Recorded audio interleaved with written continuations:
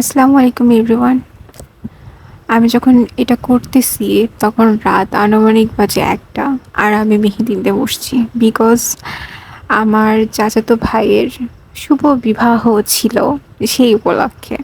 আর অনুষ্ঠান বাড়িতে হয় কি, আমি একজন আর্টিস্ট মানুষ অ্যাজ ইউজুয়াল, কিন্তু আমি সবাইকে মেহেদি দিয়ে দিই, কিন্তু আমার মেহেদি পড়াটা হয় না। তার জন্য আমি অনুষ্ঠানের প্রায় ১ দিন আগে মেহেদি নেওয়া আমার ডান। একদিন অনুষ্ঠানের আগে বলতে হলুদ সন্ধ্যার আগে ১ দিন আগে আমি নেওয়া ডান করে ফেলছি। নে ভাই, এবার আমার হাতে মেহেদি চাই। আমি ছবি উঠবো, ঘুরবো ফিরবো, আমার হাতে মেহেদি না থাকলে চলে? যাই হোক, দেখো আমার মেহেদি নেওয়াটা কেমন হইছে। যদি তোমাদের ভালো লাগে আর এটা যদি তোমরা টিউটোরিয়াল চাও তাহলে আমাকে ইনবক্স করতে পারো কিংবা কমেন্টে আমাকে জানাতে পারো। আর এটা দেখো, সকালে ঘুম থেকে উঠে আমি আমার হাতের রংটা দেখে এত খুশি হয়েছিলাম, আমার মনে শান্তি শান্তি লাগতেছিল, এত ভালো কালার আসছে। আমার হাতে না কেন জানি রং হতে চায় না, সেটা হাজার ভালো মেহেদি হোক না কেন, তারপরেও এটাই রং আসছে। যদি আর রং আসবে না কেন বলো, আমি বানাইছি না। অর্গানিক মেহেদি, মেড বাই মি। যাই হোক, দেখো সকালে ঘুম থেকে উঠে আমি আগে গেছি ভিডিও করতে। হাত মুখ সব ধোয়া বাদ, আগে ভিডিও করব।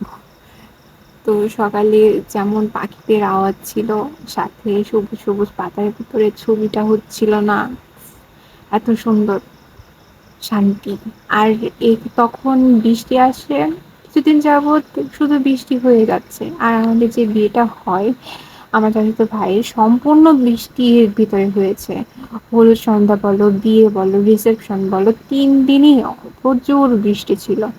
আর আমি যেহেতু আগের দিন মেহেদি নিয়েছি, একদিন আগে, সেহেতু আমার কাছে অনেক সময় ছিল। আর এটা হচ্ছে হলুদ সন্ধ্যার দিন দুপুর ১২টার সময় বৃষ্টি হচ্ছিল তখনকার ছবি। আর এই ছবিটা উঠিয়েছে আমার ভাই, এত সুন্দর হয়েছে ছবিটা না। আর এটা হচ্ছে আমার ভাইয়ের হাত, যে ভাইয়ের বিবাহ ছিল ওই ভাইয়ের হাত। দেখো, আবিদা ভাবির নাম লিখে দিয়েছি আমি। ভাইয়া বলতেছিল ছোট করে লেখা দাও, আমি বলছি কেন ছোট করে কেন লিখবো? আরে বউ হয়, তোমার বউ হবে, কাজের নামা করে একজনকে নিয়ে আসতেছো, তার নাম বলতে শরম কিসের? এই তো না যে তুমি তোমার গার্লফ্রেন্ডের নাম লিখতেছো, যে দেওয়া যাবে না। যাই হোক, আমার আর আমার পাকনামি মেহেদি দেওয়াটা কেমন হয়েছে। আমি, ছেলে মানুষের হাতটা না অনেক বড় হয়, মেহেদি দিয়ে অনেক শান্তি আছে, অনেক রকমের ডিজাইন আটানো যায়। তুমি যেমন ভাবে দিব না ভাই, দিতে পারো। তাদের হাত এমনিতেই চওড়া হয়, মোটা হয়, প্রত্যেকটা ছেলে। তো সেই সূত্রে আমি অনেকক্ষণ ধরে ভাবতেছিলাম কি দেওয়া যায়, কি দেওয়া যায়। পরে আমি ভাবলাম এরকম করে একটা ডিজাইন করে দিই, যাতে একটু বেশিও না হয় অল্পও না হয়।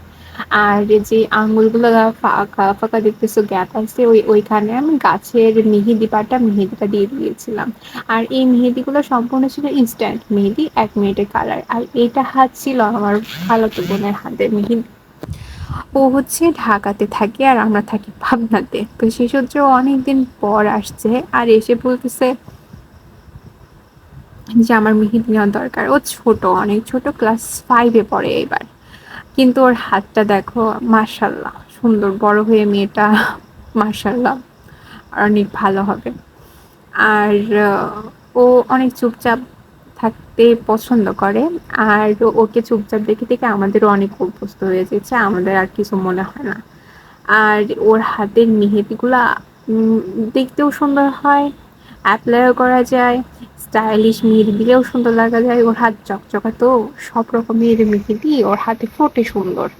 আর এই ডিজাইনটা করতেছিলাম, ও বলতেছিল আপু আমাকে একদম ভারীও দিবে না, একদম পাতলাও দেবে না, মিডিয়াম ভাবে দিবা। তো সেই সূত্রে ওকে একটা আহ, আমার মনে যা আসতেছিল তা আমি দিয়ে দিয়েছি।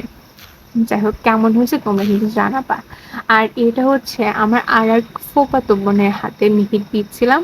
ও হচ্ছে ম্যারেড, ওর মেয়ে আছে একটা, মেয়েটা অনেক বড়, এবার নার্সারিতে ভর্তি হয়েছে। ওই মেয়েটাকেও মেহেদি দিয়েছি। মানে আমি ওই দিনকে রাতে ঘুমিয়েছি কখন আমার মনে নাই ঠিক, তাও রাত 4টা কি 5টা বাজবে।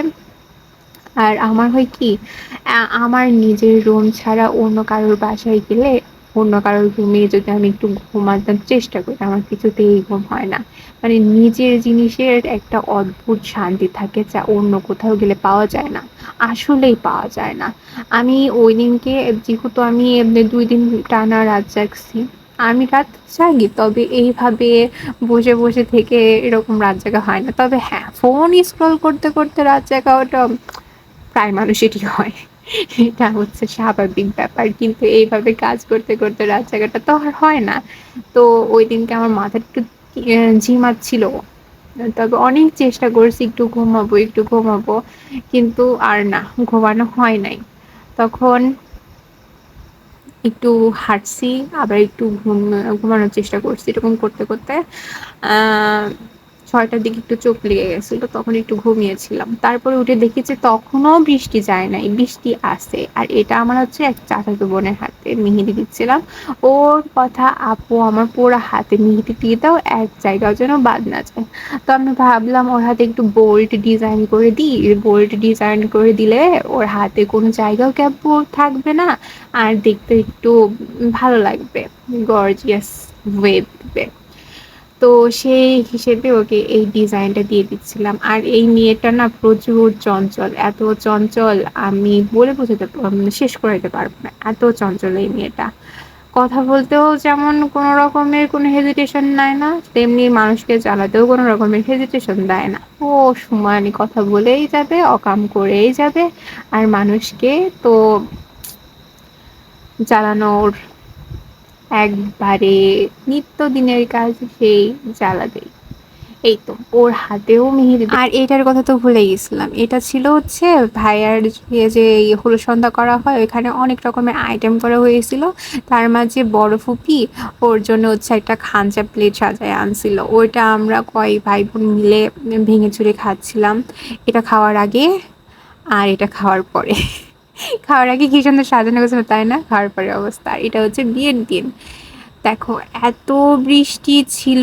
এই বৃষ্টির হয়তো আর শেষ নাই। শেষ হয়েছে ২ দিন পরে। তবে যখন অনুষ্ঠান চলতেছিল তখন বৃষ্টি শেষ হয় না। এটা হচ্ছে আমার ভাবির হাতে, এটা হচ্ছে আমার চাচাতো বোনের হাতে, এটা হচ্ছে আমার চাচির হাতে, এটাও চাচির হাতে।